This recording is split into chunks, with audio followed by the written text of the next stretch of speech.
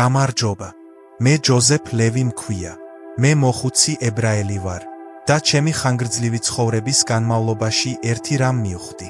ყველაზე მწარე გრძნობა არც სიღარიბეა და არც ავადმყოფობა, არამედ ის, როდესაც ადამიანები ცარიელ სივრცედ გთვლიან. ოდესმე ეს შენთან მომხდარა? შენ ლაპარაკობ და ისინი გაწყვეტენ საუბარს, თითქოს რადიო იყო, რომლის გამორთვაც შეიძლება. ან ვიღაც ხუმრობას ამბობს, რომელზეც ყველა იცინის შენს გარდა და შენ იქ დგახარ და არ იცი, გაიღიმო თუ წახვიდე. ახალგაზრდობაში კამათში ჩავერთე, ჩემი აზრი დავამტკიცე, განაწყენდი. იმდენი ენერგია დავხარჯე იმისთვის, რომ ხალხისთვის პატივისცემა მიმეყენებინა. მაგრამ ჩემმა ბაბუამ, ყველაზე ბრძენმა კაცმა, რომლის ხსოვნას გულში ვინახავ, ერთ დღეს გვერდით დამსვა და თვალები ამიხილა. მან გადმომცა ცოდნა, რომელიც ფსიქოლოგიის სახელმძღვანელოებში არ არის დაწერილი. ეს ჩვენი ხალხის უძველესი სიბრძნეა, საუკუნეების განმავლობაში გამოცდილი. დღეს მე გადმოგცემთ ჩემი ბაბუის 7 წესს. ეს არის მარტივი, მაგრამ ძლიერი კანონი, რომელიც დაგეხმარებათ ნებისმიერი თავხედი ადამიანის თავის ადგილზე დაყენებაში ხმის აწევისა და ღირსების დაკარგვის გარეშე. მაგრამ ერთ რამეს გთხოვთ. უყურეთ ამ ამბავს ბოლო წუთამდე, რადგან პირველი 6 წესი ხელსაწყოებია, ვთქვათ, აგურები. მაგრამ მეშვიდე საიდუმლო, რომელსაც ვიდეოს ბოლოს გავამხელ, არის ცემენტი, რომელიც ყველაფერს ერთად ამაგრებს. ამ უკანასკნელი გაგების გარეშე, ყველა სხვა რჩევა უბრალოდ არ იმუშავებს ისე, როგორც უნდა. ამ უკანასკნელმა საიდუმლომ ერთხელ ჩემი ცხოვრება შეცვალა და ნამდვილი სიმშვიდე მომცა. პირველ წესს, რომლითაც საუბარს დავიწყებთ, მე გაჟონილი ვედროს წესს ვუწოდებ. მტკიცედ დაიმახსოვრეთ, რადგან ის არა მხოლოდ ნერვებს დაგიზოგავთ, არამედ თქვენს კარგ სახელსაც. ხშირად ვუშვებთ შეცდომას, როდესაც ვფიქრობთ, რომ თუ ადამიანი სხვის საიდუმლოს გვიზიარებს ან საერთო ნაცნობს ჯუჯყს ასხამს, ეს ჩვენს მიმართ განსაკუთრებული ნდობის ნიშანია. ჩვენ თავს კმაყოფილად ვგრძნობთ, თავს არჩეულად ვგრძნობთ, რადგან საიდუმლო გვითხრეს. მაგრამ ეს ყველაზე საშიში ხაფანგია. წესი მარტივია. ადამიანი, რომელიც თქვენთან ჯორაობს, აუცილებლად თქვენზეც ჯორაობს. ეს გაჟონილ ვედროს ჰგავს. წყალს ვერ იტევს. თუ ვინმეს არ შეუძლია სხვისი საიდუმლოს თავისთვის შენახვა, ის ნამდვილად ვერც თქვენსას შეინარჩუნებს. ადამიანები, რომლებსაც სხვის ცხოვრებაზე საუბარი უყვართ, არ ეძებენ თანამოსაუბრეს. ისინი ეძებენ თავისუფალ ყურებს, სადაც შეუძლიათ თავიანთი ნეგატივის ჩაღვრა. და როგორც კი დაიწყებთ მოსმენას და თავის დაქნევას, თქვენ მათთან უსიტყვო შეთანხმებას დებთ. თქვენ თანამონაწილე ხდებით. ხვალ კი იგივე ადამიანი მივა იმ ადამიანთან, ვინც ახლახან გააკრიტიკეს და ეტყვის, რომ თქვენ ცუდ რაღაცებს ამბობდით, ან უბრალოდ თქვენს პირად საქმეებს ისეთი დეტალებით გადაამუშავებს, რომ გული გაგისკდებათ. ეს წესი მკაცრად უნდა გამოიყენოთ. როგორც კი გაიგებთ, რომ საუბარი არ მყოფთა დაგმობაზე გადადის, დახურეთ ეს თემა. ნუ შეგეშინდებათ უზრდელობის. შეგეშინდეთ ამ სიბინძურის ნაწილი გახდომის. ეს გაკვეთილი მრავალი წლის წინ ვისწავლე, როდესაც ჯერ კიდევ მწვანე ახალგაზრდა ვიყავი. ძლივს აღვნიშნე ჩემი მე-18 დაბადების დღე.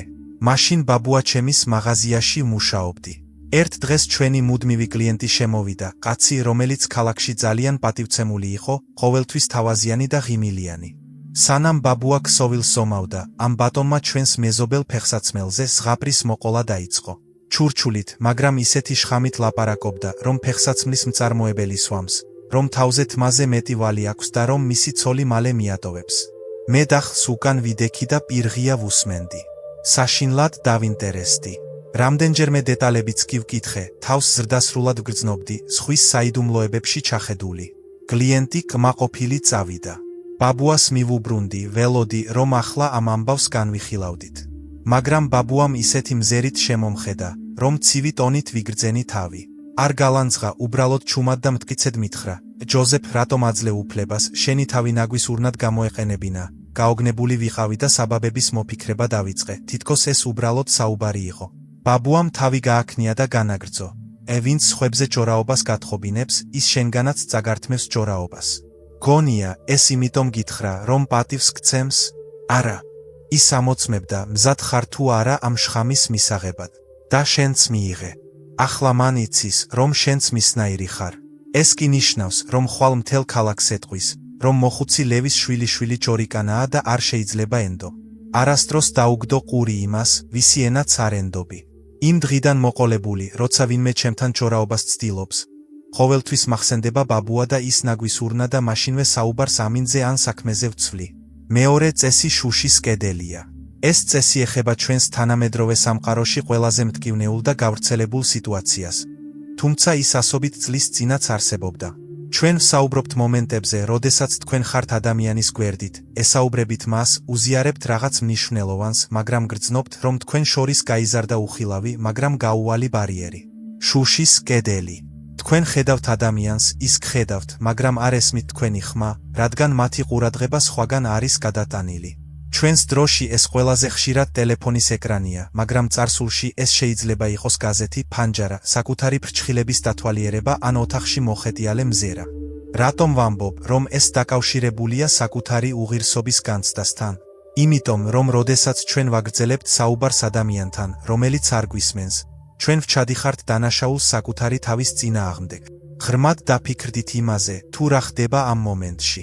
თქვენ აძლევთ თქვენს ენერგიას, თქვენს აზრებს, თქვენი სულის ნაწილს და მოპირდაპირე ადამიანი მთელი თავისი გარეგნობით აჩვენებს, რომ ის, რაც იქ არის, ჩემს ტელეფონში ან ჩემს თავში, ახლა ბევრად უფრო მნიშვნელოვანი და საინტერესოა ვიდრე თქვენ. და ყველაზე საშინელი ის კი არ არის, რომ ყურადღება გაფანტეს. ყველაზე საშინელი თქვენი რეაქციაა.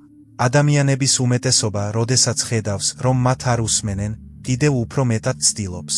ისინი ხმას იმაღლებენ, იწყებენ ჟესტებს, ცდილობენ ხუმრობას, ეძებენ უფრო ნათელ სიტყვებს ამ კედლის გასარღვევად, რათა თანამოსაუბრეს ყურადღება დაუბრუნონ. და სწორედ ამ მომენტში, როდესაც გულგრილი სახის წინაშე ცეკვას იწყებთ, თქვენ ხელს აწერთ შინაგან წინადადებას. მე პატივისცემის ღირსი არ ვარ. მე უნდა დავიმსახურო უფლება, რომ მომისმინონ. მე უნდა გავერთო, გთხოვთ და ვიბრძოლო ყურადღების ნამცეცებისთვის. ეს დამანგრეველი პოზიციაა. თქვენ გადაიქცევით შემაწუხებელ ბუზად, რომელსაც ურტყამენ, მაგრამ მაინც მინისკენ მიფრინავთ. მინის კედლის წესი ამბობს: არასოდეს ეცადოთ უყურადღებობის დაძლევას. არასოდეს დააკაკუნოთ დახურულ კარზე, რომლის უკანაც გხედავენ, მაგრამ არ აღებენ. თქვენი სიტყვა საჩუქარია. თუ საჩუქარს არ მიიღებენ, არ გჭირდებათ ძალით ჯიბეში ჩადება. თქვენ უნდა გამოიყენოთ ეს წესი გადამწყვეტად და მყისიერად. ეს შინაგან დისციპლინას მოითხოვს, მაგრამ მისი ეფექტი კოლოსალურია.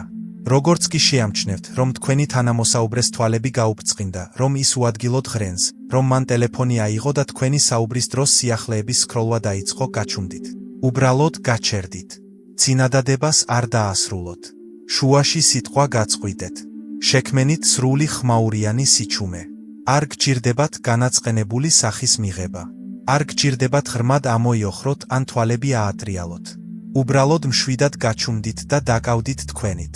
გაიხედეთ ფანჯრიდან, მოსვით ჩაი, გაასწორეთ ხელსახოცი. ეს სიჩუმე ნებისმიერ კივილზე უკეთ მოქმედებს. ადამიანი, რომელიც შუშის კედელს აშენებდა, უცებ გრძნობს, რომ რადიო გამორთულია. ისინი არაკომფორტულად გრძნობენ თავს. სიჩუმე აწვება. ისინი თვალებს მაღლას წევენ და რეალობას უბრუნდებიან. და ამ მომენტში თქვენ საკუთარ თავს ღირსებას უბრუნებთ. სიტყვების გარეშე ამბობთ: მე მხოლოდ მაშინ ვისაუბრებ, როცა მისმენენ. საკმარისად პატივს ვცემ საკუთარ თავს, რომ სიცარიელეში არ ვისაუბრო. მოგიყვებით ისტორიას, რომელიც არა მე და არა ჩემს ბაბუას, არამედ ჩემს ბიძას დედის მხრიდან, სახელად სოლომონს შეემთხვა. ის მკერავი იყო და უფრო მეტიც, ოქროს ხელების ოსტატი, რომელთანაც ხალხი მეზობელი პროვინციებიდანაც კი მოდიოდა. ბიძია სოლომონი მშვიდი, მოკრძალებული კაცი იყო, მაგრამ მან საკუთარი ფასი ისე კარგად იცოდა, როგორც ცოტას შეუძლია. ერთ დღეს მის სახელოსნოში ძალიან მდიდარი კლიენტი მივიდა, ადგილობრივი ბანკირის შვილი. ახალგაზრდა კაცი განებივრებული, ამპარტავანი იყო და თვლიდა, რომ მთელი სამყარო მის გარშემო ტრიალებდა. მას საქორწილო კოსტუმის შეკვეთა სურდა. ბიძია სოლომონმა ზომების აღება და ჯვრის, ქსოვილის, საყელოს დეტალების განხილვა დაიწყო. ეს მნიშვნელოვანი საუბარი იყო, რომელზეც დამოკიდებული იყო, თუ როგორ მოუხდებოდა კოსტუმი. მაგრამ ახალგაზრდა ბანკირი ამაზრზენად იქცეოდა. ის დილის გაზეთით მოვიდა და სანამ ბიძია სოლომონი ინგლისური მატყლის ჯვრის თავისებურებებს უხსნიდა. ამ ახალგაზრდამ გაზეთი არც კი დაუშვა. ფურცლებს აშრიალებდა, საფონდო ციტატებს ათვალიერებდა და ბიძის კითხვებზე უყურადღებობდა. ან გააკეთე ისე, როგორც იცი, ოსტატისთვის არც კი შეუხედავს. ბიძია სოლომონი უგულებელყოფაზე, ღილებზე ლაპარაკობდა და პასუხად მხოლოდ ქაღალდის შრიალი ესმოდა და გაზეთების ახალი ამბების კედელი დაინახა. მის ადგილას ნებისმიერი სხვა მკერავი უფრო ხმამაღლა დაიწყებდა ლაპარაკს, მორჩილებას დაიწყებდა. შეხედეთ, ბატონო, რა ქსოვილია. ყურადღება მიაქციეთ. ბოლოს და ბოლოს შეკვეთა ძვირი ღირდა და არავის სურდა ამდენი ფულის დაკარგვა. მაგრამ ბიძია სოლომონი სხვაგვარად მოიქცა. წინადადების შუაში გაჩუმდა. საზომი ლენტი აკურატულად დაკეცა, ცარცი წინსაფრის ჯიბეში ჩაიდო. კლიენტს მოშორდა და კუთხეში, სკამზე ჩამოჯდა და შესვენებებზე წაკითხულ თორას აიღო. სახელოსნოში სიჩუმე ჩამოვარდა. მხოლოდ კედელზე ძველი საათის ტიკ-ტიკი ისმოდა. ერთი წუთი გავიდა, კიდევ ერთი. ახალგაზრდა ბანკირმა, რომელსაც მკერავის ხმა აღარ ესმოდა და ქსოვილზე შეხება არ ეგრძნო, საბოლოოდ გაზეთი დაუშვა. დაინახა, რომ ოსტატი კუთხეში იჯდა და კითხულობდა. აბსოლუტურად ყურადღებას არ აქცევდა მას. ჰეი, გააპროტესტა ახალგაზრდამ, ჩაგეძინა? სინამდვილეში, აქ ვდგავარ. რატომ შეწყვიტე მუშაობა? დიდი დრო არ მაქვს. ბიძია სოლომონმა ნელა ასწია თვალები წიგნიდან. სათვალე შეისწორა და ისეთი სიმშვიდით შეხედა. თითქოს მის წინ მდიდარი კაცი კი არა, ცელქი სკოლის მოსწავლე იდგა. მე მუშაობა არ შემიწყვეტია, ახალგაზრდავ, ჩუმად თქვა მან. შენს მოსვლას ველოდები. რაზე ლაპარაკობ? ბიჯი გაბრაზდა. მე აქ ვარ. არა, სოლომონმა თავი გააქნია. აქ მხოლოდ შენი სხეული და შენი გაზეთია. შენ აქ არ ხარ. და მე არ ვიცი, როგორ შევკერო კოსტუმი цаრიელი ადგილისთვის. კოსტუმი ადამიანისთვის უნდა შეკერონ. როდესაც მთლიანად ამ ოთახში დაბრუნდები, მაშინ გავაგრძელებთ. ახლა კი წაიკითხე, არ შეგაწუხებ. ახალგაზრდა კაცი ისე გაწითლდა, რომ სახე შინდისფერი ხავერდის ფერი დაედო. უნდოდა ეყვირა, ყარი მიეჯახუნა, მაგრამ მოხუცი მკერავის ამ შვიდ, ღირსეულ მზერას წააწყდა. და მიხვდა, რომ ახლა ამ წამს ეს მოკრძალებული ებრაელი წინსაფრით მასზე მაღალი და ძლიერი აღმოჩნდა. ბანკირმა ჩუმად დაკეცა გაზეთი, ჩანთაში ჩაიდო და სრულიად განსხვავებული ტონით თქვა. მაპატიე ბატონო, გისმენ. სწორედ ამას აკეთებს შუშის კედლის წესი. ის არა მხოლოდ ყურადღებას იპყრობს, არამედ ასწავლის გარშემომყოფებს. ის ასწავლის მათ, რომ არ შეიძლება ფონური ხმაურის მსგავსად მოგეპყრონ. გახსოვდეთ, თქვენი ყოფნა პრივილეგიაა და არა მოცემულობა. თუ ვინმე კედლით გიფარავს, ნუ მიახეთქებთ თავს. გაშორდით. და მიეცით საშუალება თავად იპოვონ გზა ამ კედლის დასანგრევად, რათა კვლავ გაიგონ თქვენი ხმა. მესამე წესი უცნობის თეფშია. ეს წესი ალბათ ყველაზე რთული მისაღებია, რადგან ის ებრძვის შხამს, რომელიც ადრეული ბავშვობიდან გვესმის ყურებში. გაიხსენეთ, რამდენჯერ მოგიყვანეს ვინმე მაგალითად. შეხედეთ, რა კარგად ჯამს მიშა. შეხედეთ, როგორ უკრავს სარა ფორტეპიანოზე. და თქვენი დედის მეგობრის შვილი უკვე მენეჯერია. პატარა ასაკიდანვე გვასწავლიან, რომ სხვის თეფშს ჩავხედოთ და ჩვენი ულუფა მეზობლის ულუფას შევადაროთ. სწორედ აქ იზრდება საშინელი გრძნობის ფესვი, რომ ჩვენ უღირსები ვართ, რომ საკმარისად კარგები არ ვართ, რომ ჩვენი ცხოვრება ნახმარია და რეალური ცხოვრება სხვისთვის ხდება. უცნობის თეფშის წესის არსი ასე ჟღერს. არასოდეს შეაფასოთ თქვენი ვახშმის გემო იმის დაკვირვებით, თუ რას ჯამს მეზობელი. როდესაც სხვის თეფშს უყურებ, შენივე საჭმელი ცივდება და გემოს კარგავს. ადამიანი, რომელიც შედარებებით ცხოვრობს, განწირულია მარადიული შიმშილისთვის. მას ყოველთვის ეჩვენება, რომ სხვისი ნაჯერი უფრო სქელი, უფრო ტკბილია. მაგრამ ეს ილუზიაა, მირაჟი, რომელიც შენს ბედს ანადგურებს. რატომ არის ეს წესი ასეთი მნიშვნელოვანი? იმიტომ, რომ შური და შედარება ქურდობაა. შენ საკუთარი გამარჯვებების სიხარულს იპარავ. პატარა, მაგრამ მყუდრო ბინა იღიდე. ზუსტად 5 წუთით ხარ ბედნიერი, სანამ არ გაიგებ, რომ შენმა ნაცნობმა სახლი იღიდა. და სულ ესაა. შენი სიხარული მოპარულია. შენი ბინა უცებ ვიწრო ქოხს დაემსგავსა. მაგრამ კედლები არ განძრეულა, ფანჯრები არ დაპატარავებულა. მხოლოდ შენი მზერა შეიცვალა. შენ შეწყვიტე შენი ცხოვრების ყურება და სხვისი დაიწყე. შედარებისგან დაბადებული საკუთარი არასრულფასოვნების ეს გრძნობა ადამიანებს სხვისი სცენარების მიხედვით აცხოვრებს. შენ იწყებ მარათონის სირბილს, რომელიც არ გჭირდება, უბრალოდ იმიტომ, რომ ყველა დარბის. ხიდულობთ ნივთებს, რომელთა შეძენაც არ შეგიძლიათ და სინამდვილეში არ გსურთ, რათა თვალში მტვერი მოაყაროთ იმ ადამიანებს, რომლებსაც თქვენზე არ ზრუნავთ. უცხო ადამიანის თეფშის წესი მოწამლის წამალივით უნდა გამოიყენოთ. როგორც კი შურის ან სიმწარის შეგრძნებას იგრძნობთ, რომ ვინმე უფრო წარმატებულია, გაჩერდით. უთხარით საკუთარ თავს, ეს მათი თეფშია. არ ვიცი, რამდენი წიწაკაა მასში. არ ვიცი, არის თუ არა მასში ძვლები, რომელთა დახრჩობაც შეიძლება. მე მხოლოდ ლამას პორციას ვხედავ. და მე მაქვს ჩემი თეფში და ჩემი ამოცანაა, ჩემი საჭმელი გემრიელი გავხადო. თქვენ უნდა ისწავლოთ თქვენი გზის, თქვენი ტემპისა და თქვენი მიღწევების პატივისცემა, თუნდაც ისინი პატარა იყოს. ამ ტრაგედიის სრული სიღრმის გასაგებად, მოგიყვებით ისტორიას ჩემს ახლო ბავშვობის მეგობარზე. მისი სახელი იყო ჰერში. ეს იყო კაცი ნათელი სულით, ხელებით, რომლებსაც ყველაფრის შეკეთება შეეძლოთ, საათებიდან დაწყებული ძველი ურმებით დამთავრებული. ჰერში შესანიშნავი დურგალი იყო.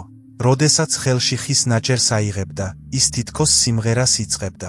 მან ისეთი მაგიდები და სკამები გააკეთა, რომ ხალხი მათ შთამომავლებს საგანძურად გადასცემდა. მას ჰქონდა პატარა სახელოსნო, საყვარელი ცოლი როზა და 3 პატარა შვილი. ისინი არც მდიდრულად ცხოვრობდნენ, მაგრამ არც ღარიბად. სახლში ყოველთვის ახალი ნაფოტისა და კომბოსტოს ღვეზელების სუნი იდგა. ჰერში ბედნიერი იყო მანამ, სანამ მეზობელ სახლში ერთი ჯენტლმენი არ გადავიდა. მოდით, მას ბორისი დავარქვათ. ბორისი დაკავებული იყო გადაყიდვით, ვაჭრობით, ვალუტებით, საეჭვო გარიგებებით. მას ხელებით არაფრის გაკეთება არ შეეძლო, მაგრამ იცოდა, როგორ ეშოვა ფული ჰაერიდან. ბორისი ძვირადღირებული ეტლით დადიოდა, მისი ცოლი ბეწვს ატარებდა, საღამოობით კი მათ სახლში მუსიკა უკრავდა და ნადიმი ჩექა-ქუხილი იყო. ასე დაიწყო ჩემმა მეგობარმა ჰერშმა მეზობლის ფანჯარაში ყურება. ზღვის თეფშს დაუწყო ყურება. თავიდან უბრალოდ ამოიოხრა, შემდეგ კი თქვა, ჯოზეფ შემომხედე. ნახერხით ვარ დაფარული, ხელები კოჟრებით, ზურგი მტკივა.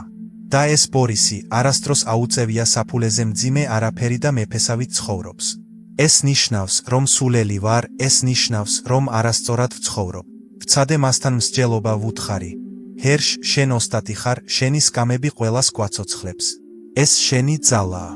მაგრამ შედარების შხამი უკვე შეაღწია მის სისხლში. ჰერშმა გადაწყვიტა, რომ დურგლობა დამამცირებელი და უღირსი იყო. მას ბორისის თეფში სურდა. მიატოვა თავისი სახელოსნო, გაყიდა თავისი შესანიშნავი იარაღები, საჭრელები, ხერხები, რომლებსაც წლების განმავლობაში აგროვებდა. მიღებული ფულით გადაწყვიტა, მეზობლის მსგავსად ვაჭრობაში წასულიყო. მან იღიდა ქსოვილის პარტია, სრულიად არ ესმოდა ქსოვილები. ჰერშმა სცადა ბორისის მსგავსად ჭკვიანურად ეწარმოებინა საქმე. მაგრამ არც ნიჭი ჰქონდა და არც მტაცებლური ძალაუფლება. პირველივე გარიგებაში მოტყუდა. ის ვალებში ჩავარდა, უზარმაზარი თანხა ისესხა, რომ დაებრუნებინა, ისევ იყიდა რაღაც საქონელი, რომელიც გაფუჩებული აღმოჩნდა. 2 წელიწადში ჰერში 20 წლის გახდა. მხიარული ბატონიდან ნერვულ, ჩამქრალ მზერაში მყოფ ადამიანად გადაიქცა. მისი ცოლი ტიროდა, ბავშვები ნაკეცებად დადიოდნენ და რაც ყველაზე საშინელი იყო, მან საკუთარი თავის პატივისცემა შეწყვიტა. წარუმატებლობის გამო საკუთარი თავის ძულდა, მაგრამ კიდევ უფრო მეტად მეზობელი წარმატების გამო. ამ ამბის დასასრული სამწუხაროა, მაგრამ სასწავლო. ერთ ღამეს ჟანდარმები მეზობელ ბორისთან მივიდნენ. აღმოჩნდა, რომ მთელი მისი სიმდიდრე თაღლითობასა და ქურდობაზე იყო აგებული. ის დააპატიმრეს, სახლი ჩამოართვეს და ოჯახი სირცხვილით გაუშვეს ამ ქვეყნად. იმ ლამას თეფში, რომელსაც ჰერში ასე შურდა, ლპობა და ციხის ნაგავი აღმოჩნდა. ჰერში ამის შემდეგ ერთი კვირის შემდეგ ჩემთან მოვიდა. ის ჩემს სამზარეულოში იჯდა, ჩაის ვამდა და ტიროდა. მან მითხრა სიტყვები, რომლებსაც არასდროს დავივიწყებ. იოსებ, მის ცხოვრებას ვუყურებდი და ზღაპარი მეგონა. სხვისი ფიალას მოპარვის მცდელობისას გავტეხე, რომელიც გატეხილი აღმოჩნდა.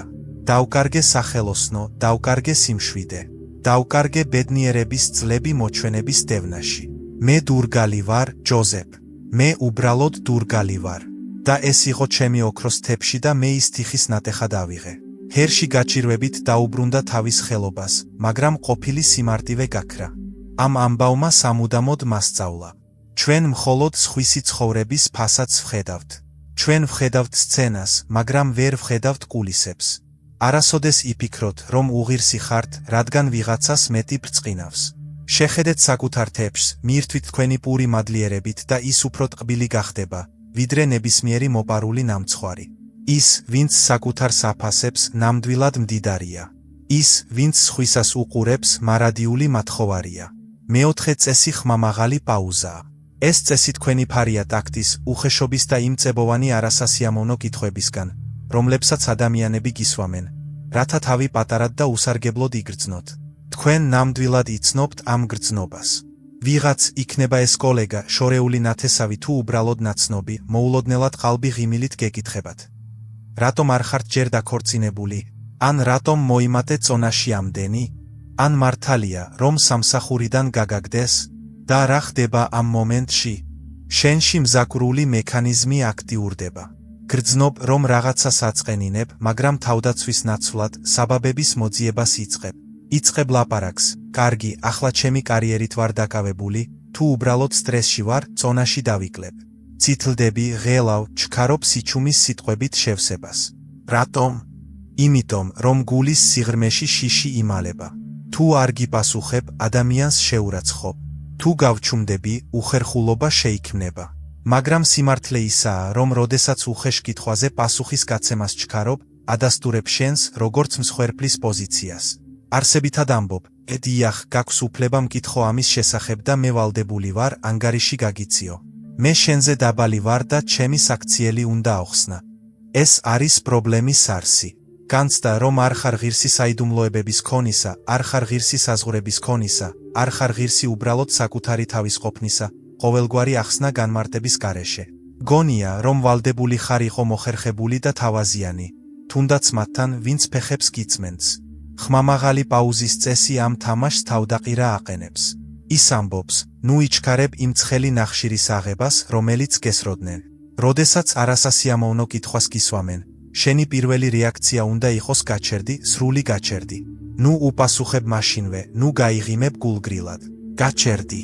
შეხედე ადამიანს პირდაპირ თვალებში, მშვიდად, გაბრაზების გარეშე, მაგრამ ყურადღებით, თითქოს ცნობის მოყვარე მწერს აკვირდები. გააჩერე ეს პაუზა. 1 წამი, 2, 3, 5 წამი. გაგიკვირდება, რამდენად ძლიერად იცვლება ატმოსფერო ამ მომენტებში. სიჩუმე პროჟექტორია. როდესაც ჩუმად ხარ და უყურებ, ეს პროჟექტორი მიმართულია იმაზე, ვინც კითხვა დასვა. თავიდან ისინი პასუხს ელოდებიან, შემდეგ ნერვიულობას იწყებენ, შემდეგ კი უხერხულად გრძნობენ თავს. მათი კითხვა ჰაერში დევს და სულელურად და შეუფერებლად ჟღერს. ამ სიჩუმეში უხეშობა ყველასთვის აშკარა ხდება. ადამიანი იწყებს ნერვიულობას, ტანსაცმელს ისწორებს, მზერას აშორებს. ისინი ელოდნენ, რომ თავის დაცვას დაიწყებდით, მაგრამ თქვენ მათ თამაშს არ თამაშობთ. თქვენ უბრალოდ აკვირდებით. და მხოლოდ ამ პაუზის შემდეგ, როდესაც ისინი უკვე ნანობენ თავიანთ სიტყვებს, შეგიძლიათ მშვიდად იკითხოთ. რატომ მეკითხებით ამის შესახებ? ან უბრალოდ გააგრძელოთ დუმილი მანამ, სანამ თავად არ შეცვლიან თემას. იმისათვის, რომ გაჩვენოთ ამ მეთოდის სრული ძალა, მოგიყვებით ისტორიას ერთ საოცარ ქალზე, რომელსაც მრავალი წლის წინ ვიცნობდი. მისი სახელი იყო მადამ ბერტა და ჩვენს ქალაქში მუსიკის გაკვეთილებს ატარებდა. ეს იყო იშვიათი ღირსების ქალი, ყოველთვის სწორი ზურგით, ძველ, მაგრამ უნაკლოდ დაუთოებულ კაბაში. ის ძალიან მოკრძალებულად ცხოვრობდა პატარა ოთახში, რადგან რთული დრო იყო და მუსიკა ცუდად აძლევდა. მაგრამ თავს ისე იქცეოდა, თითქოს სასახლე ეკუთვნოდა. ერთხელ მადამ ბერტა ადგილობრივი მდიდარი კაცის სახლში სადილზე მიიწვიეს, რომლის ქალიშვილსაც ფორტეპიანოზე დაკვრას ასწავლიდა. იქ ბევრი სტუმარი შეიკრიბა, ყველა ოქროში, ხავერჩი გამოწყობილი. მაგიდები სავსე იყო ტკბილეულით. სტუმრებს შორის იყო ერთი ქალბატონი, ხასპის ცოლი. ხმაურიანი, სავსე და ძალიან უცერემონიო ქალი. უყვარდა თავისი სიმდიდრის დემონსტრირება და ღარიბების დამცირება. მას ძალიან არ მოსწონდა, რომ მადამ ბერტა უბრალო მასწავლებელი, მაგიდასთან ისეთი არისტოკრატული გარეგნობით იჯდა, თითქოს აქ მთავარი ყოფილიყო. და ასე, როდესაც მცირე სიჩუმე ჩამოვარდა, ამ ყასპის ცოლმა ხმამაღლა ჰკითხა მთელ დარბაზს. მითხარით ძვირფასო, ასეთი ნიჭიერი ხართ, ჩვენს შვილებს ასწავლით, მაგრამ რატომ დადიხართ ისევ ამ ნაქსოვი კაბით? მართლა შენი ნიჭი იმდენად იაფი ღირს, რომ უკვე 5 წელია ვერაფერ ახალს ვერ ყიდულობთ. დარბაზში სიკვდილის სიჩუმე ჩამოვარდა. ეს არა მხოლოდ უტაქტობა იყო, არამედ სასტიკი. ყველა გაიყინა. მასპინძელი გაწითლდა. ყველა ელოდა, როდის იტირებდა მადამ ბერტა, გაიქცეოდა ან საცოდავად დაიწყებდა საბაბების მოფიქრებას. ავადმყოფი დედის ან ვალების შესახებ მოყოლას. ჯალათის ცოლი თავმომწონედ იღიმოდა, გრძნობდა თავის გამარჯვებას. მას ეგონა, რომ მასწავლებელი გაანადგურა. მაგრამ მადამ ბერტა არ შეკრთა. ნელა დადო ჩანგალი მაგიდაზე. თვალები არ დაუხუჯავს. თავი მოატრიალა და დამნაშავეს შეხედა. შვიდად ყურადღებით, ოდნავ გაკვირვებით. პირდაპირ თვალებში შეხედა. გავიდა წამი, მესამე. ჯალათის ცოლი განაგრძობდა ღიმილს, მაგრამ ღიმილი სახიდან ჩამოცურდა. სიჩუმე ჟელესავით სქელი გახდა. ფანჯარასთან ბუზის ზუზუნი ისმოდა. 5 წამი გავიდა. ჯალათის ცოლი უხერხულად იგრძნო თავი. სკამზე ირწეოდა, ყელსაბამი გაისწორა, ხველა აუტყდა. ამ 7 შემსწავლელი მზერის ქვეშ მიწაში ჩავარდნა სურდა. უცებ მიხვდა, რამდენად სულელურად და ვულგარულად ჟღერდა მისი კითხვა. და მხოლოდ მაშინ, როდესაც პაუზა აუტანელი გახდა, მადამ ბერტამ ხმის ამოუღებლად რბილი, თავაზიანი ინტონაციით თქვა: ბოდიშს გიხდით, ქალბატონო. ფიქრობდი. ეს კითხვა პასუხის მისაღებად დასვით, თუ ყველას წინაშე ტკივილის მისაყენებლად. ეს გულში ჩართხმული რა პირა იყო. ჯალათის ცოლი აწითლდა, ჰაერი ძლივს ამოისუნთქა და რაღაცას ბუტბუტებდა იმაზე, რაც ახლახანს ვიკითხე, მაგრამ უკვე გვიანი იყო. მადამ ბერტამ ბოდიში არ მოიფიქრა. ერთი პაუზითა და ერთი კითხვით ყველას დაანახა. ჩემი კაბა შეიძლება ძველი იყოს, მაგრამ ჩემი სული სუფთაა.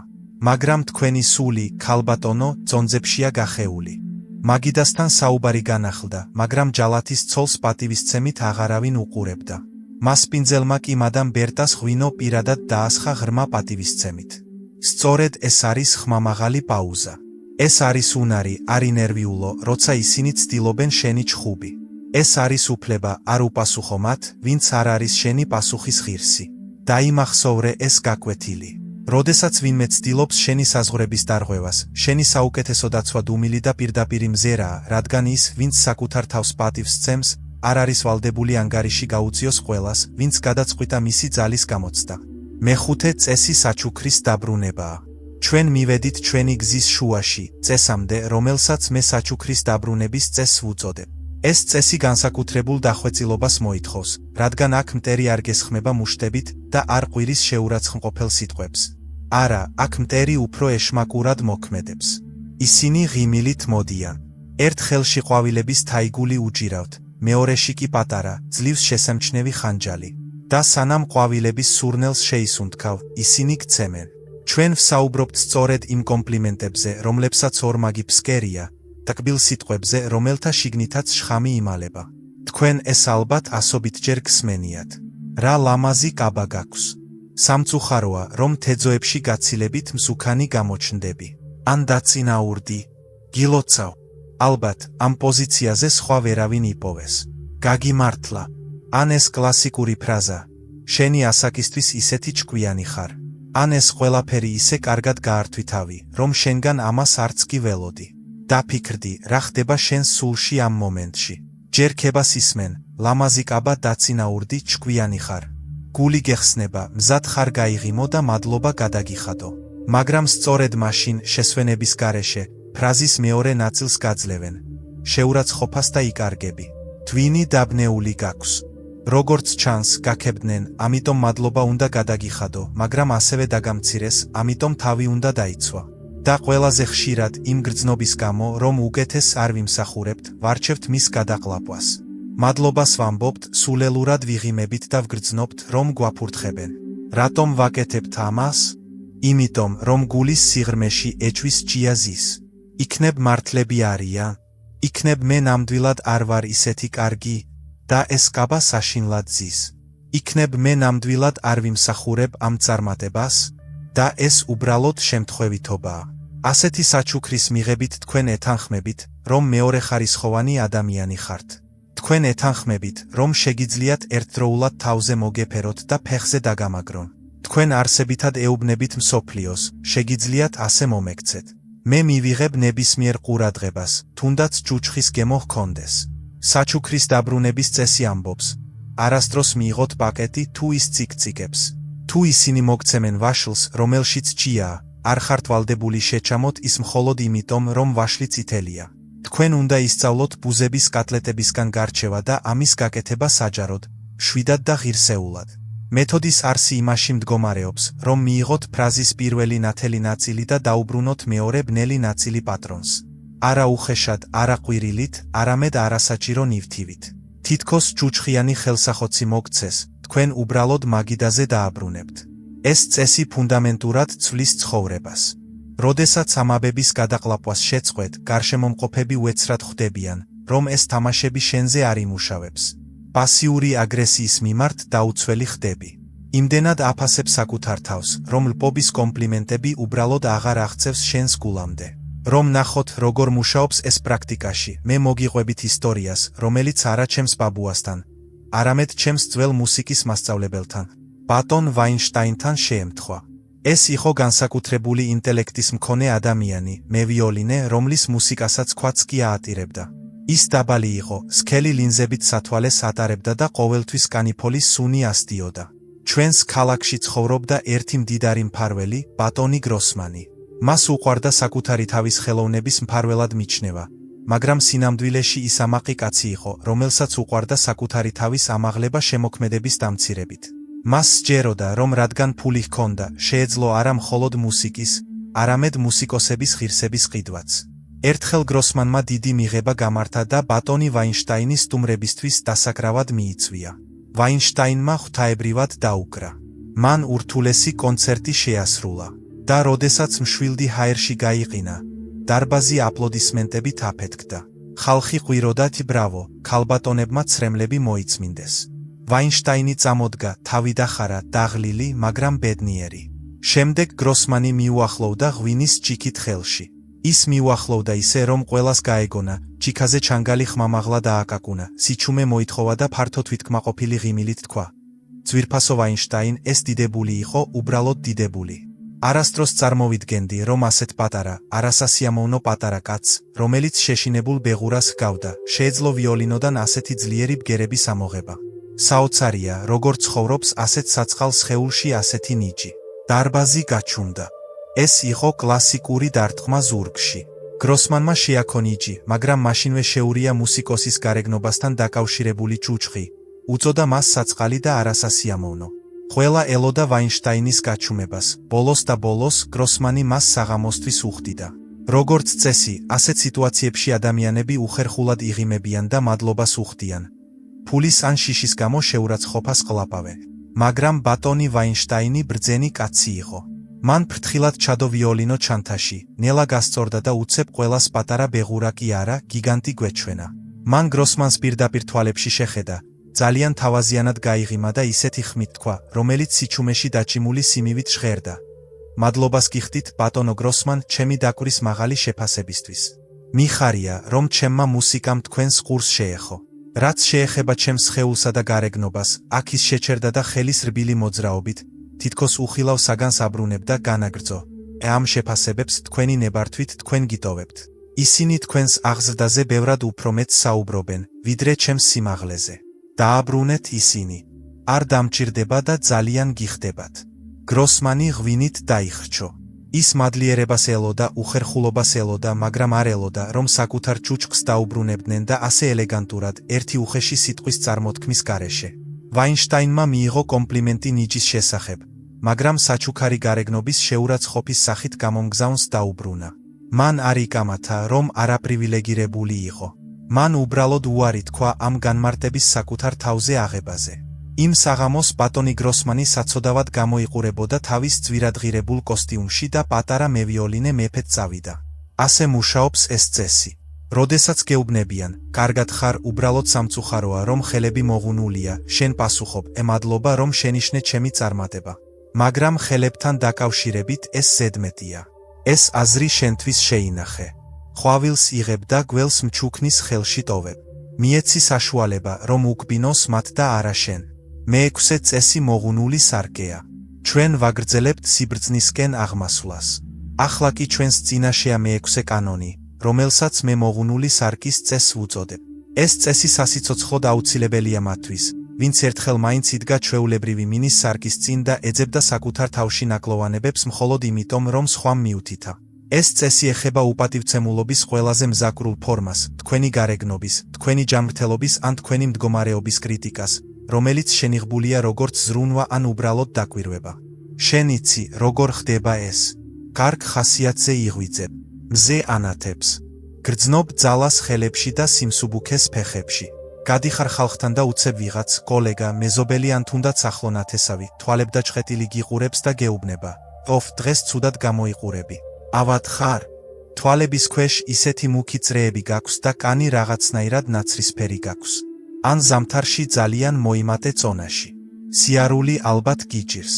და რა ხდება? ერთ წამში მზე ჩადის. სარკესთან გარბი ხარ და იწყებ ყურებას.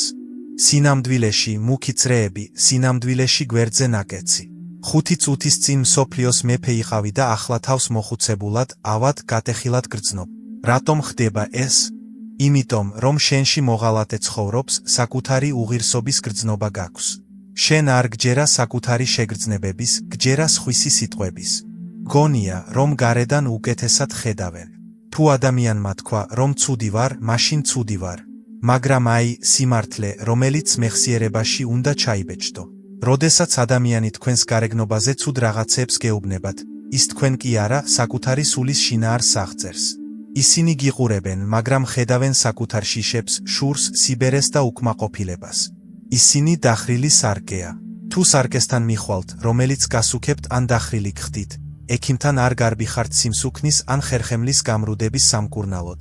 თქვენ იცინით, რადგან იცით, რომ პრობლემა სხეულში არ არის, პრობლემა მინაშია. მაშ, რატომ გჯერათ მათი, როდესაც ცოცხალი ადამიანი ასეთი დახრილი სარკის როლს ასრულებს? ადამიანები, რომლებიც ბედნიერები არიან, რომლებსაც საკუთარი თავი უყვართ, არასდროს მომისმენენ, არასდროს მიუთითებენ სხვებს თავიანთ ნაკლოვანებებზე. ბედნიერი ადამიანი ხედავს სილამაზეს. უბედური ადამიანი ეძებს სიმახინჯეს, რათა დაამტკიცოს საკუთარი თავისთვის, რომ ის ერთადერთი არ არის ასეთი უბედური. როდესაც გეუბნებიან, რომ ცუდად გამოიყურები, ეს ითარგმნება როგორც შინაგანად ცუდად გრძნობ თავს და მინდა, რომ შენც ცუდად გრძნობდე თავს. მაშინ შვებას ვიგრძნობ. დაუნდობლად უნდა გამოიყენოთ დახრილი სარკის წესი. როგორც კი თქვენს სახეზე, სხეულზე ან ასაგზე ისეთ კომენტარებს გაიგებთ, რომლებიც ტკივილს მოგაყენებთ, ნუ გაბედავთ გამართლებას. ნუ იტყვით, ედიახ, უბრალოდ კარგად არ მეძინა, ან უბრალოდ სინათლე ეცემა აქეთ-იქით. ამით თქვენ აღიარებთ, რომ სარკე სიმართლეს ამბობს. არა. თქვენ უნდა დაუბრუნოთ ადამიანს მისი დამახინჯება.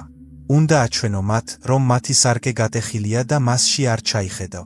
ასე რომ, ეს წესი შენთვის მშობლიური ხდება, მე მოგიყვები ისტორიას ჩემს დეიდაზე, დედაჩემის დაზე, რომლის სახელიც გოლდა იყო.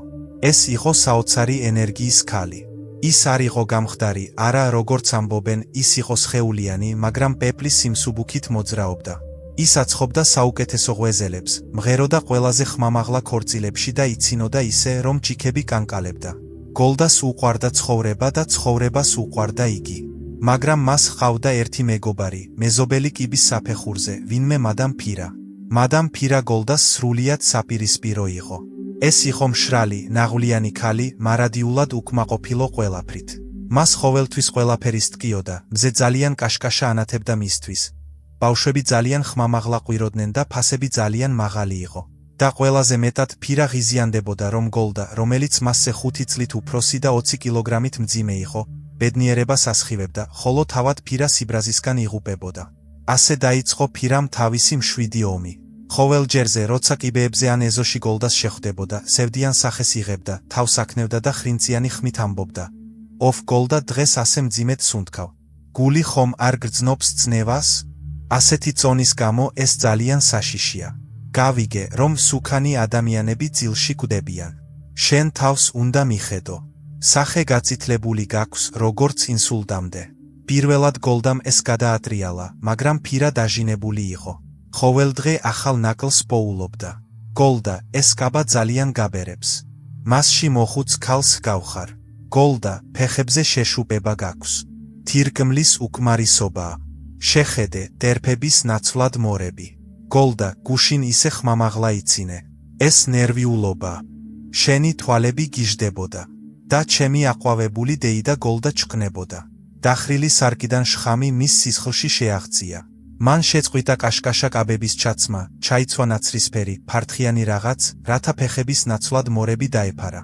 ხმამაღლა სიცილი შეწყვიტა, რომ გიჟი არ ჩანდა. ექიმებთან დაიწყო სიარული, გულის, თირკმლის, ღვიძლის დაავადებებს ეძებდა საკუთარ თავში. ექიმებმა უთხრეს, ხარივით ჯანმრთელი ხარ. მაგრამ გოლდამ ფირა დაიჯერა და არა ექიმებს. მან დახრილი სარკის დაიჯერა. მითხრა, იოსებ, ფირა გარედან ხედავს. ის მე კარგად მისურვებს. ის მაფრთხილებს. დეიდამ ბზინვარება დაკარგა. ის დაიხარა, თვალები ჩაუვარდა. ის ნამდვილად ცუდად გამოიყურებოდა, რადგან სჯეროდა თავისი ავადმყოფობის. ხსნა მოულოდნელად მოვიდა. დიდი დღესასწაულის დღეს მთელი ჩვენი ოჯახი ეზოში უზარმაზარ მაგიდასთან შეიკრიბა. თბილი საღამო იყო, მუსიკა უკრავდა. გოლდა კუთხეში იჯდა, ჩუმად ნაცრისფერი, ეშინოდა ზედმეტი ნაჭრის ჯამის, რომ ძილში არ მომკვდარიყო. შემდეგ კი მადამ ფირა მოვიდა. მან, როგორც ყოველთვის, ტუჩები მოკუმა, ზიზღით შეხედა სადღესასწაულო მაგიდას და პირდაპირ გოლდასკენ გაემართა. ყველა გაჩუმდა, მზრუნველობის კიდევ ერთ ულუფას ელოდა. ფირა ხმამაღლა, რომ ყველამ გაიგოს, ჩაილაპარაკა. ოფ გოლდა გიყურებდა ტირილი მინდა. ძალიან გაგიფუჭდა, კანი გაქვს ჩამოკიდებული, თვალები ჩაუცვივდა. ალბათ ისევ ის დაავადებაა, რაზეც გითხარი. უნდა დაცვე და არა აქ იჯდე. შვებულებაში მყოფ გვამს გავხარ. ამ მომენტში რაღაც მოხდა. დეიდა ჩემმა გოლდამ უცებ შეხედა ფირას, მაგრამ არა მსხვერპლის, არამედ ცუდი სიზმრისგან მოულოდნელად გამოღვიძებული ადამიანის შთაბეჭდილებას ტოვებდა. მან შეხედა მეზობლის მშრალ, ბოროტ სახეს, მის მოკუმულ ტუჩებს, შურით სავსე მკრთალ თვალებს და სიმართლე დაინახა. მან დაინახა, რომ მის წინ ღრმად უბედური ქალი იდგა, რომელიც სხვისი სიხარულის მოკვლას ცდილობდა, რათა საკუთარი სევდა გამოეკვება. გოლდა ნელა წამოდგა. ხრები გაისწორა და მისი ნაცრისფერი კაბა უცებ მჭიდროდ მოეჩვენა მის ფართო სულს. მან გაიღიმა თავისი ყოფილი, ყაშკაშა ღიმილით და ისე ხმამაღლა თქვა, რომ მეზობელ ქუჩაზეც კი გაიგეს. იცი, ფირა, დიდი ხანია შენს თვალებში სარკეშივით ვუყურებდი და იქ ძველი, ავადმყოფური ნანგრევები დავინახე. მეგონა, რომ მე ვიყავი, მაგრამ დღეს მივხვდი, შენი თვალები ბზარებიანი სარკეა. შენს გარშემო მხოლოდ დაავადებებსა და სიკვდილს ხედავ, რადგან ისინი შენში ცხოვრობენ. ცდილობ, შენი სიბერე და სევდა ძველი პალტოსავით ჩამაცვა, მაგრამ ის ჩემი ზომა არ არის. შენს თავს დაუბრუნე. ჯანმრთელი ვარ, ცოცხალი ვარ და ვიცეკვებ. და შენ, თუ გინდა გვამების ნახვა, წადი სასაფლაოზე, ნუ გააფუჭებ ჩვენს ზეიმს. სუფრა აპლოდისმენტებით აფეთქდა. ფირა რისხვით დაიხრჩო, ჩარხალივით გაწითლდა, რაღაც ჩაისისინა და გაიქცა. დეიდა გოლდა კი იმ საღამოს ისე ცეკვავდა, რომ ქუსლების ქვეშ მტვერი ჩამოუვარდა. ისევ ჩაიცვა თავისი კაშკაშა კაბები და კიდევ 30 წელი იცოცხლა. იცინოდა და ხარობდა ყოველი დღით. აი, თქვენთვის მოხრილი სარკის გაკვეთილი. როდესაც ვინმე გეუბნება, რომ უშნო, სულელი ან ავათხარ, ნუ გაიქცევი ექიმთან და ნუ დამალავ თვალებს. შეხედე იმას, ვინც ამას ამბობს. გაუღიმე მას და გონებაში უთხარი, და თუ გამბედაობა გაქვს, მაშინ ხმამაღლა. შენი სარკე მოხრილია, ჩემო მეგობარო. გაწმინდე მინა ან განზე გადი. შენ ჩემს მზეს ფარავ. შენ იმსახურებ საკუთარი თავის დანახვას შენივე თვალებით, მოსიყვარულე და პატიოსანი, და არა სხვისი უბედურების ბნელი პრიზმით. მეშვიდე წესი უცნობის ხელებია. ეს წესი იცავს ყველაზე წმინდას, რაც ადამიანს აქვს. მათი მოქმედების, შეცდომების და საკუთარი გამოცდილების უფლება. თქვენ აუცილებლად არაერთხელ შეგხვედრიათ ეს. თქვენ რაღაცით ხართ დაკავებული. შესაძლოა, სადილს ამზადებთ, ონკანს ასწორებთ, ანგარიშს წერთ ან თუნდაც მანქანას აჩერებთ. და უეცრად ახლოს კეთილის მსურველი ჩნდება. ისინი ერთი წუთით გიყურებენ, შემდეგ ამოიოხრებენ, თვალებს ატრიალებენ და წარმოთქვამენ ამ შხამიან ფრაზას. ოფ, მომეცით საშუალება, თავად გავაკეთო ეს. მთელი საათია წუწუნებთ. ან ხელები არასწორი ადგილიდან გეზრდებათ. მომეცით აქ, მე გაჩვენებთ, როგორ უნდა გააკეთოთ ეს. და რა ხდება ამ მომენტში? უცხო ადამიანის ხელები თქვენს ინსტრუმენტს, საჯეს, ქვაბს იწვდის. და თუ ამ ხელებს თქვენი სამუშაოს წართმევის უფლებას მისცემთ, საშინელ ღალატს ჩადიხართ საკუთარი თავის მიმართ. რატომ ვუკავშირებ ამას უღირსობის გრძნობას? იმიტომ, რომ იმ წამს, როდესაც ინიციატივას უარს ამბობთ, ჩუმად ეთანხმებით. დიახ, მე უსარგებლო ვარ. დიახ, მე მოუხერხებელი ვარ. მე არც კი ვარ ღირსი უბრალოდ პურის დაჭრისა ან ლურსმანის გაჩედვის. მჭირდება მეურვე, ზედამხედველი, რომელიც ამას უკეთესად გააკეთებს. ეს წესი ძალიან დახვეწილად მოქმედებს. ადამიანები, რომლებიც არასასურველ დახმარებაში ერევიან, ხშირად ამას მზრუნველობით ნიღბავენ. მე უბრალოდ დახმარება მინდა, უბრალოდ მინდა, რომ უფრო სწრაფად მოხდეს, ამბობენ ისინი. მაგრამ ნუ მოტყუვდებით. ეს დახმარება არ არის, ეს ბატონობაა. როდესაც ვინმე ხელიდან საქმეს ართმევს, ისინი გეუბნებიან. შენ პატარა, სულელი ბავშვი ხარ, მე კი ზრდასრული და ჭკვიანი.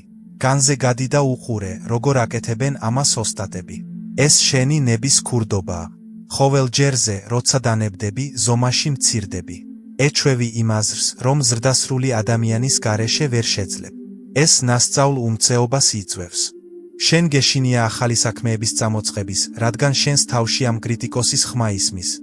მაინც გაანადგურებ, ჯობია ვინმეს დაურეკო. უცხო ადამიანის ხელების წესი ამბობს. არასდროს არავითარ შემთხვევაში არ მისცე ვინმეს უფლება. წაგართვას შენი ცხოვრებისაჯე, სანამ თავად არ ითხოვ. შენი ხელები შენი სულის გაგრძელებაა. თუ რამეს ნელა აკეთებ, ეს შენი ტემპია. თუ რამეს შეცდომით აკეთებ, ეს შენი შეცდომებია და ისინი უფრო ღირებულია, ვიდრე ნებისმიერი უცნობის იდეალური შედეგი, რადგან ეს შენი გამოცდილებაა. ეს წესი ფიზიკურად და მტკიცედ უნდა გამოიყენო. თუ ვინმე შენს საქმეს ხელს მიწვდის, უნდა შეაჩერო, არა აგრესიულად, არამედ ისე, რომ ადამიანი კედელს შეეჯახოს. არ უნდა იმართლო თავი, უბრალოდ დავიღალე. არა, უნდა თქვა, რომ დახმარება არ მithოვია. მე თვითონ ვაკეთებ ამას. ხელები მოიშორე. ან უფრო ნაზად, მაგრამ ისეთივე მტკიცეთ, გმადლობთ, მაგრამ მე მინდა ეს ჩემი ხელით გავაკეთო, თუნდაც მთელი დღე დასჭირდეს. პროცესი ჩემთვის მნიშვნელოვანია. თქვენ საკუთარ თავს უბრუნებთ უფლებას, იყოთ თქვენი ქმედების ავტორი. რათა გაიგოთ, რამდენად მნიშვნელოვანია ამ უფლების დაცვა, მოგიყვებით ისტორიას ჩემს ერთ-ერთ ძველ ნაცნობზე, საათების ოსტატზე, სახელად ლაზარეზე. ლაზარე საოცარი გამძლეობის კაცი იყო. მთელი ცხოვრება ის აკეთებდა მექანიზმებს, რომლებიც ფრჩხილზე პატარა იყო.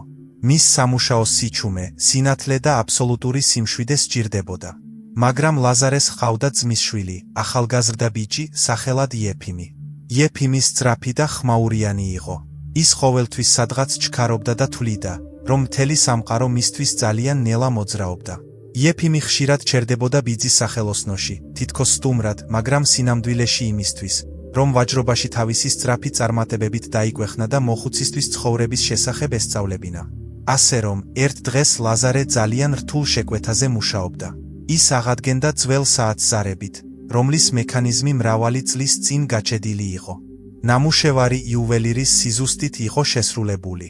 ლაზარემ თავისი თვალზე გამადიდებელი შუშა დაადო. ყველაზე წვრილი პინცეტი აიღო და ნელა მილიმეტრ-მილიმეტრზე, პაცაცინა ზამბარის დადებას ცდილობდა. ხელი ნელა ამოძრავებდა. ყოველ მეორე წამს სუნთქავდა, რომ მიზანს არ აცილებდა. იეფიმი მხარზე იდგა და უყურებდა. ეს შენელება აღიზიანებდა. ფეხიდან ფეხზე გადადიოდა, ფხუკუნებდა და შემდეგ ვეღარ გაუძლო. ბიძია ლაზარე, როდემდე შეგიძლია წუწუნი, წამოიძახა მან. ხელები სიბერისგან გიგანკალებს. 10 წუთია, ამ ზამბარას აწამებ. მომეცი აქ. ახალგაზრდა თვალი მაქვს, მტკიცე ხელი, ერთ წამში ჩავდებ. იეფიმმა უცერემონიოდ გაიშვირა ფართო ხელი პირდაპირ სამუშაო მაგიდისკენ და ცდილობდა ოსტატის ხელიდან პინცეტი გამოსტაცა. ამ მომენტში მოხდა რაღაც, რაც სამუდამოდ ამოიბეჭდა ჩემს მეხსიერებაში, რადგან ამ სცენის მოწმე ვიყავი და ჯიბის საათის შეკეთებას ველოდი. ლაზარეს ადგილას სხვას შეიძლება ეწყინა, დაეწყო კამათი, რომ მოხუცი არ ვარ, ან რაც ყველაზე ცუდია, მორჩილად მიეტოვებინა პინცეტი და ახალგაზრდობამდე დამარცხება ეღიარებინა. მაგრამ ლაზარემ სხვაგვარად მოიქცა. მას პინცეტი არ დაუთმია. ფრთხილად დადო ხავერდის ბალიშზე, თვალიდან გამადიდებელი შუშა მოხსნა, ნელა წამოდგა სკამიდან, სრულ სიმაღლეზე გასწორდა და მაგიდიდან ორი ნაბიჯით მოშორდა. გთხოვ, შვიდად თქვა მან და ხელით სამუშაო ადგილისკენ ანიშნა, დაჯექი იეფიმ. განაგრძე. რას გულისხმობ, იკითხა მან. მე უბრალოდ მინდოდა წყაროსთან დახმარება. არა, მტკიცედ უპასუხა ლაზარემ. ჩემს საქმეში მხოლოდ ზამბარის გამოყენება არ შეიძლება. საათი ერთი ორგანიზმია. თუ გჯერა, რომ შენი ხელები ჩემსაზე უკეთესია, მაშინ მთელი სამუშაო შენ უნდა აიღო. დაჯექი, გამადიდებელი შუშა დაარტყი და სანამ საათი არ დაიწყებს მუშაობას, არ ადგე. მაგრამ გახსოვდეთ, თუ ერთ კბილსაც კი მოიტეხ, კლიენტის წინაშე აგებ პასუხს.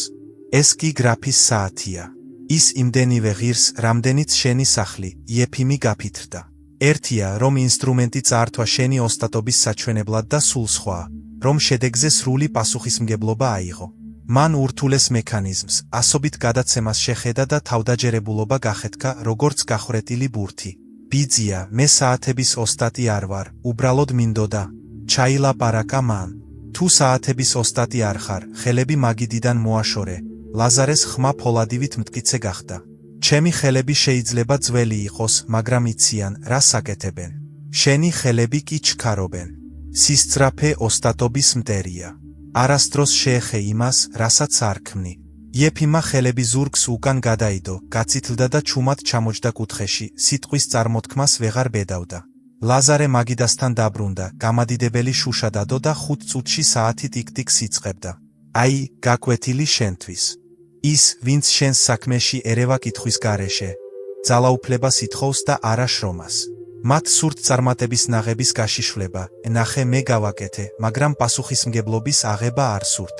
ნუ დაუშვებ ამას. შენი ხელები ერთადერთი ხელებია, რომლებსაც აქვთ უფლება, ჩამოაყალიბონ შენი ცხოვრება. მაშინაც კი, თუ არასწორად ჩამოაყალიბებ, ეს შენი თიხა და შენი ხელოვნებაა. დააფასე ეს. ჩვენ მივედით არსამდე. ყველა ეს ტექნიკა, პაუზები, ჯორებზე უარის თქმა, ჩხუბის პასუხები მხოლოდ ხელსაწყოებია. მაგრამ საუკეთესო ჩაქუჩიც კი უსარგებლოა, თუ ბატონის ხელი შიშისგან კანკალებს. გახსოვდეთ შინაგანი ტაძრის კანონი. პატივისცემას ვერ ითხოვ, ვერ იყიდი და ვერ მოითხოვ ყვირილით. პატივისცემა მხოლოდ გამოსხივებაა შესაძლებელი. თუ შინაგანად თავს პატარა ადამიანად გრძნობ, რომელსაც შეიძლება განაწყენდე, ადამიანები ამას ისე იგრძნობენ, როგორც ცხოველები შიშს. ისინი გიგბენენ არა იმიტომ, რომ ბოროტები არიან, არამედ იმიტომ, რომ შენ თვითონ ჩამოკიდე უხილავი ნიშანი. შეგიძლია ფეხები გამიწმინდო. შენში არის წმინდა ადგილი, სადაც არავის აქვს უფლება შემოვიდეს ჯუჯყიანი ფეხსაცმლით. არავის. უნდა იცოდე შენი ფასი, არა ის, რასაც სხვები განიჭებენ, არამედ ის, რითაც ამ ქვეყნად მოხვედი. ჩემმა ბაბუამ თქვა, იოსებ, მაშინაც კი, თუ მეფე ნაჭრებს ჩაიცვამს, ის მეფედ რჩება, რადგან ზურგი სწორი აქვს. და თუ ლაქი გვირგვინს დაიდგამს, ის ლაქიად რჩება, რადგან ყველა გამლელს თაყვანს სცემს. შეწყვიტე გარედან მოწონების ძიება. უთხარი საკუთარ თავს, მე ღირებული ვარ.